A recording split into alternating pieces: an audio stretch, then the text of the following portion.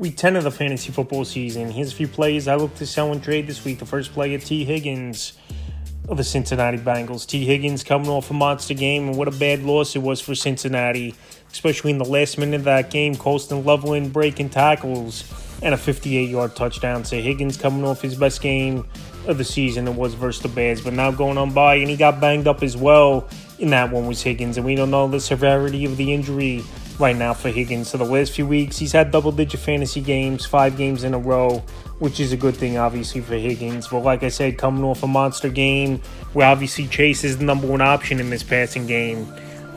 This is where you sell him at peak value. Week 6 at Green Bay, 5 catches, 62 yards. Week 7 versus the Steelers, 6 catches, 96 yards, a touchdown.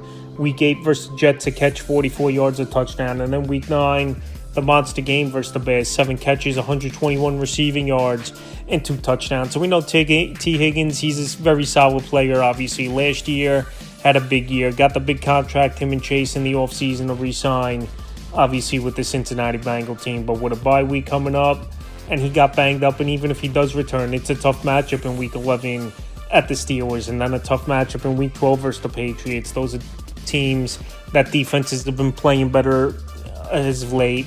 And right now, T. Higgins, like I said, he's still the number 2 option in this passing game.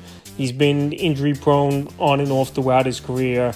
And possibly now he has an injury as well where he got banged up late in that game. So with all those factors and coming off his best game of the season, he's a sell-high player this week. The next player, Josh Downs of the Indianapolis Colts. So Josh Downs, he's a player that's been added off the waiver wire over the last couple weeks. And he's coming off a good game, and his numbers have definitely gone up over the last few weeks, where it took him a little bit for him and Daniel Jones to get a rapport. But now, 4 games in a row that he played in double-digit fantasy points. In Week 7, he did miss with a concussion. Week 5 versus Vegas, 6 catches, 54 yards. Week 6 versus the Cardinals, 6 catches, 42 yards, a touchdown. Week 8, when he came back, 3 for 39, a touchdown. And Week 9 at the Steelers, 6 for 57, a touchdown, a fumble loss. He's a touchdown-dependent wide receiver. Michael Pittman, Tyler Warren ahead of him in the passing game. And also Jonathan Taylor, obviously, out of the backfield, having a monster season. So with those 3 guys ahead of him in the pecking order, and he's the number 4 option in this offense and been a touchdown-dependent wide receiver. And with a bye week coming up in Week 11 after Week 10 versus Atlanta, he's definitely a play I would sell this week. I just don't see him keeping it up consistently, like I said, being the 4th option in this offense and also being touchdown-dependent. And also with a bye week coming up at a crucial time, the next player, Jameson Williams of the Detroit Lions. So Jameson Williams finally had a good ball game, and after coming off a big game where he struggled pretty much all season long, he's a sell-high player, is Jameson Williams. Week 6 at Kansas City, 6 catches, 66 yards, a touchdown. Week 7 versus Tampa Bay, had the goose egg on 2 targets. Week 8, the bye, and then Week 9 versus Minnesota, 4 catches, 66 yards, and a touchdown. So Week 10, a good matchup at Washington. Give up the 10th most fantasy points to wide receivers on the season. But Jameson Williams, just like Josh Downs, he's the 4th option in this offense, in my opinion. Obviously, Jahmyr Gibbs in the backfield. You got Montgomery as well. Ross St. Brown, Sam Laporte. And then you got Jameson Williams. And for the majority of his career, he's been a deep ball threat or nothing. So with all those factors and coming off of 2 out of 3 good games for Jameson Williams, he's a sell-high player this week. I'm not saying dump these players just for anything, but just the trends and what we've seen from them this season. This is why I say to sell these guys at peak value. Next player, Quentin Johnston, the Los Angeles Chargers. Quentin Johnston, it's been an up-and-down month of the season for him. We had a couple good games, and some games he didn't do much. Evan versus Indianapolis, 2 catches, 30 yards, a touchdown. Week 8 versus Minnesota, had a goose egg, no targets in that game.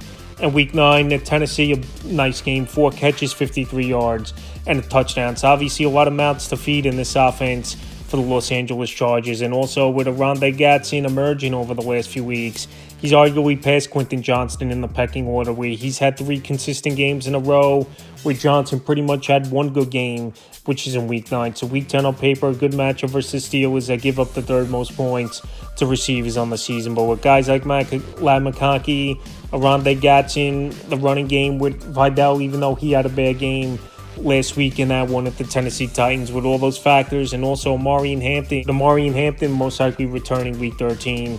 I think Quentin Johnson, his value is going to go down because him and Keenan Allen the last couple weeks Their snaps have gone down a little bit, and the targets have obviously gone down. So after coming off a nice game with 15.30 fantasy points, he's a sell-high player this week. The next player, R.J. Harvey of the Denver Broncos. I mentioned Harvey last week as a sell, and once again, his touches aren't great for Harvey, but he's made the most amount of touches he's been getting over the last few weeks is Harvey. So the last couple weeks for him, week 7 versus the Giants, 4 carries, no yards, a catch, 2 yards, a touchdown. Week 8 versus Dallas, 7 carries, 46 yards, 2 rushing touchdowns, a catch, 5 yards, a touchdown. In week 9, 2 carries at Houston, 5 yards, 5 catches, 51 yards, a touchdown. So 7-8 touches per week.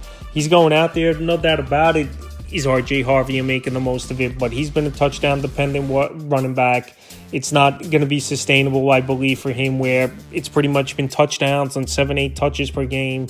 I know Week 10 here is a good matchup versus the Vegas Raiders, but like I said, on limited touches, I just don't see it happening. Harvey, we saw this all season long where to begin the year, 6 out of 7 games where he failed to reach double-digit fantasy points. So, like I said, his touches have been the same, 7 to 10 range.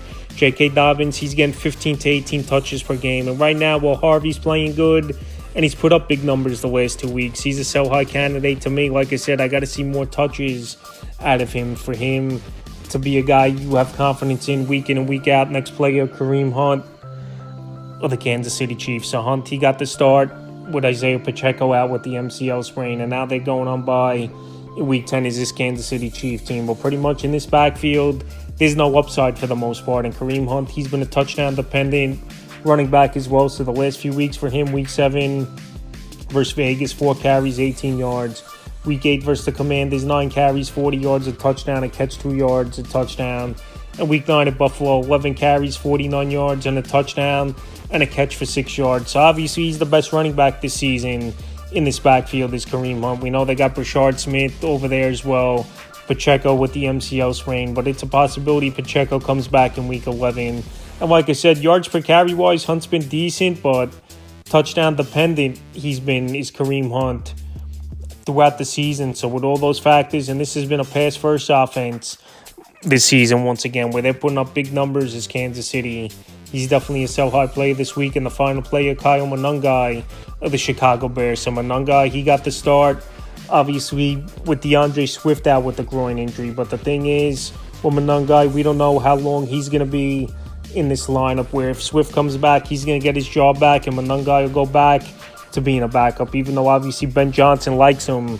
And they gave him a lot of touches in the Week 9 game for Monangai. 26 carries, 176 rush yards, 3 catches, 22 yards on 5 targets. He had a monster game in Cincinnati. They did win that one in a shootout, 47-42. They got a good matchup coming up here in Week 10 versus Giants. But like I said, I don't really see this backfield being a committee with DeAndre Swift and Monangai. But Monangai, after coming off a game, rushing for 176 yards, he's definitely a play to put on the trade block and see if someone would bite. Like I said, if this Swift injury was long-term, then obviously Monangai would hold on to. But the thing is, possibly another week or two at most, Swift's going to miss. And then he returns and gets his job back. So after coming off a monster game from Monangai, he's a play I would sell this week. So that's a few plays I look to sell and trade for Week 10 of the fantasy football season.